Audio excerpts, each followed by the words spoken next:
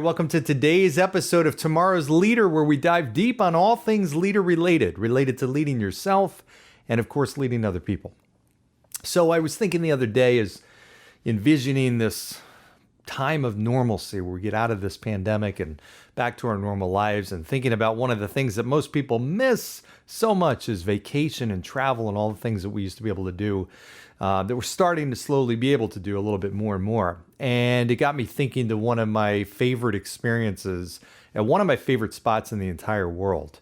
And that is Maui. If you have never been to Hawaii before and never been to Maui before, I highly recommend that. It is an unbelievable place.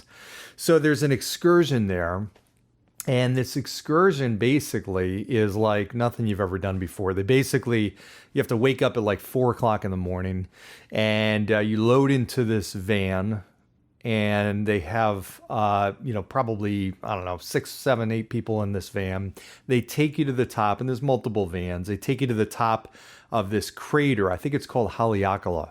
And it's like 10,000 feet up in the air, 10,000 feet elevation. And you get out and you basically watch the sunrise come up behind this crater. It is unbelievable, like literally like nothing you could ever even imagine seeing, let alone see. And they give you coffee and danishes and everything like that. And it's just this really surreal experience. I mean, it's actually cold at that time in the morning, and you're up that high at 10,000 feet up. So you're kind of suited up. You got, I think, a sweatsuit and all that kind of stuff, sweatshirt, sweatpants. And it's kind of cool because you sit there, you're relaxing, enjoying the sunrise. And then about maybe an hour into it, they give you a mountain bike. And you basically then coast down this mountain. And it's like 30 miles that you're going. And what's amazing about it, and I've never done a 30-mile bike ride where I felt more lazy in my entire life, because you literally don't pedal once. You go down this hill for the entire 30 miles, you're going downhill. So it's not like you're, going downhill and then flat and then uphill. You literally, when I say this, I mean this, you do zero pedaling, like none. So I'm thinking to myself, I'm all excited about this excursion because I'm thinking, okay, this is going to be unbelievable. This is going to be a blast. And this bike ride is going to be a lot of fun. Like 30 miles going downhill, not pedaling.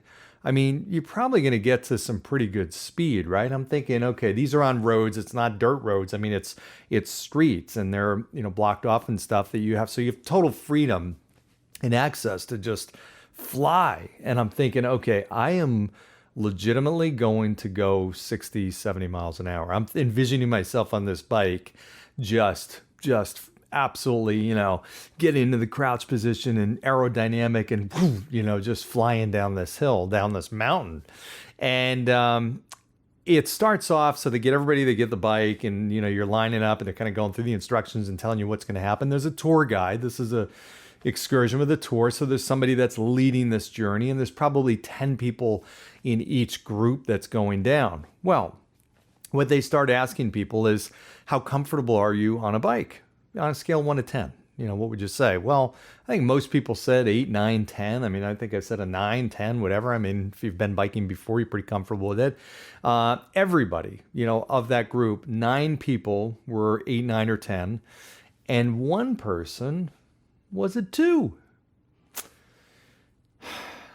The one person was a 2 because they had only been on a bike maybe once, twice, 3 times, and really was uncomfortable on a bike. So what happened at that point? Now, I was thinking, okay, well, I don't really know why they would be on this excursion. I mean, it's a long bike ride, and granted, you're not pedaling, but you got to be, reasonably comfortable on a bike. And I'm thinking, okay, well, I guess they'll probably just, have this person ride down in the van, whatever the case may be. And, that's the end of their excursion, and let us keep going and do our thing. Well, they didn't do that. Instead, what they did is they lined up everybody in order of their comfort level on a bike, starting with the least comfortable person. So this individual, who was a 2, was in the front, and then every single person was behind them. And the point was that we could not go any faster than the slowest person in the group. Okay, let me rephrase that a different way. we could not go any faster than the weakest person in the group. So through this entire excursion, we were limited to as fast as this person wanted to go, which was not fast. I mean, we were literally inching along. What ultimately happened, and we would literally go and go slow. I was unbelievably painful. So we kept having to sit on our brakes, and as we go down, and this excursion that should have taken this part of it, I think an hour, ended up taking about 2.5 hours or maybe even more. And I honestly, what should have been an exhilarating experience. I mean, I just envisioned this whole totally different thing. And I would literally wait for the group to go ahead, and I would stop, I'd wait, and then I'd just fly down as fast as I can. And then I'd have to put on my brakes because I'd catch up to the group. And what should have been an unbelievable experience was an incredibly painful experience. Now, it was nice because, looking out at the scenery and everything like that, and granted, you're in Hawaii, you're in Maui, you're on a cool excursion, but it should have been an exhilarating experience. And it was truly at times painful for the sole reason that the group could only go as fast as the weakest person. And I will tell you, to the extent that if there was another group that was going by and they were going faster, I would have left my group. I would have ditched it in a heartbeat and joined that faster group because I was being held back by the slowest people on that team. So, why do I bring this up? Well, this is a topic that comes up, and I think it's one of these topics as a leader in leading organizations that many leaders don't really pay attention to, is the pace of their organization. Because every organization, whether you realize it or not, whether it's a sports team or a company or any kind of organization, has a certain pace or a rhythm or cadence that they operate at. And that pace is usually geared toward a specific type of individual and a specific level of performer, whether you realize it or not. And if the leader doesn't know it, well, guess what? It's probably not calibrated the way that you really want it to. So let me go back to that biking excursion. Now, I was what you might call an A player, as were 9 other bikers on that journey were A players, and we were getting held up by somebody who was a C or D player. Nothing against this person. I'm sure they're a fantastic individual. But for us as A players, being limited in what we could do because the pace of that group and that organization could only go as fast as the weakest person, what did that do? That frustrated the A players. We would have left if we had a choice. So picture your organization as an organization like that, and if you are gearing your speed or your pace toward the lower producing people, then ultimately you're going to lose your best people. There's no question about it. This is not a question of if, it's just a question of when. Because your best people, your quote fastest people, are ultimately going to outgrow you. They're going to want to go somewhere or another team or excursion group, whatever that is faster and better equipped to give them the experience and the runway and the freedom and the challenges that they really want and that they need. So my message to leaders is oftentimes we don't realize the things that we're doing that ultimately set a pace in the way that we don't even want to have it set. We might be gearing our training. We might be gearing our rewards, our incentives toward the middle or the lowest producers and not even realize that. And I remember times leading organizations where I might even teach a training class. And what would go on in my head when I was thinking about structuring the class and what I was going to talk about would be certain individuals, and I would start to develop the class agenda based on how I felt, what I felt they needed and wanted, and ultimately I wanted to make it a great experience for them. But what I would catch myself doing sometimes is realizing, you know what? The people I'm thinking about are not the people I necessarily want to gear this toward because they're not the top people. And if I've got people in that group or in that class that are A players and I'm gearing it toward the B and the C group, that's going to frustrate them and it's going to ultimately be counterproductive to what I'm trying to do. So my message to leaders all the time is pay attention. I'm going to give you 3 ways that you can actually adjust your pace with your organization because there are easy ways you can do it. But you've got to be conscious and you got to take the steps to do it. Otherwise, you're going to lose people. No doubt about it. And your organization will never get to the level that it truly, truly can get to. So I look at this and I call this, I basically call this the ready, aim, hire approach. And what I mean by that, and these 3 steps, will ultimately help you dial up the pace of your organization. So I would ask you first to think about, okay, when you are running your organization and you're thinking about things, I don't care what it is, if it's recognition, if it's training, if it's development, if it's promotions, if it's feedback and you're trying to get input from different groups, who are the people that you're drawing into that, and who are you really putting the crosshairs on and targeting? Is it the top people that you're really looking to target?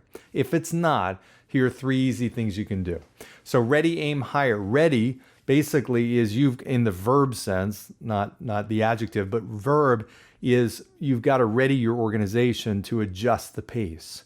What that entails is you got to communicate to the organization that you recognize that the pace is not fast enough to get to your goals. You need to adjust the pace, and you're evolving as an organization, right? And that might be tapping into some of your top people. So some of those A players, that might be getting feedback from them and getting them together and saying, hey, you know what?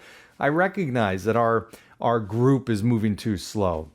I recognize we've kind of catered things toward the lower producers or the lowest performers, and we want to change that. You as our top performers, we want your insight, we want your input. How does this organization need to look? How does this need to run so that you feel challenged and you feel like you've got the opportunities and you feel like this place is built around people like you and even better than you? And you get some great input from people. They want to see the organization succeed.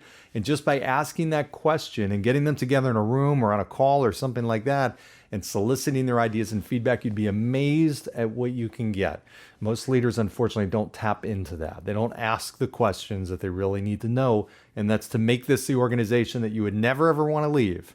That this would be the perfect organization for you for the rest of your career. What would need to happen? What would need to change? What would this need to look like? Okay, that's called readying your organization to dial up the pace. Okay, communicate it and get that input group to be your A players. Aim. That's a relatively easy part. That's just thinking about every element of your organization, from the training to the incentives to the growth trajectories or the programs that are resources and the investments that you're making. It's the feedback, it's the promotions, it's every opportunity that you have. Are those geared toward the right people? And if they're not, then you need to make some changes. You need to change the training so it's really targeted toward the higher level people. You need to change the parameters for how you promote people. You need to change the incentive programs. Whatever that is, that's where you're going to change the aim and recalibrate so that you're operating your organization at a faster pace. And then the last thing, which is also a major, and there's nothing that will do this more, change the pace of your organization than this last step, and that is hire, which means you hire people that are better than your best people. Okay, not easy to do, easier to say than to do, but that ultimately will change the pace easier and better and faster and more permanently than anything you could ever do. Because when you have your best person in there and you have somebody that you've brought in that's even more talented, more experienced, more productive, there's nothing that's going to help that top person do better than bringing in somebody like that. And I will tell you, for those of you who've played sports before, and some of you have been the best player and the worst player on teams, there's a very vast difference between that. I have been the worst player on a team, which was good at times because I grew. I've been the best player on the team at times, and that ultimately was not the best formula for me to grow either. It felt good, but ultimately I wasn't going to stay on that team for a long time because you're not going to grow, you're not going to get better. As an A player, you're always looking to get better, and part of that is surrounding yourself with people that are much better than you. As the leader of the organization, you can change that by that one simple thing, with that hiring of that better person. And there's nothing that will change your organization even faster than that. So hopefully this has been helpful. Yes, go to Maui sometime. Yes, do that excursion. I'm hoping that's a better experience than it was. It will be great no matter what, but I'll be interested to see if they still operate that same way. So in any event, hope everybody's doing well. Continue to share, like, subscribe. Make sure you give feedback and input and suggestions on next episodes and topics that you want to hear. And we'll look forward to seeing you next time. Thanks, everybody. Have a good one.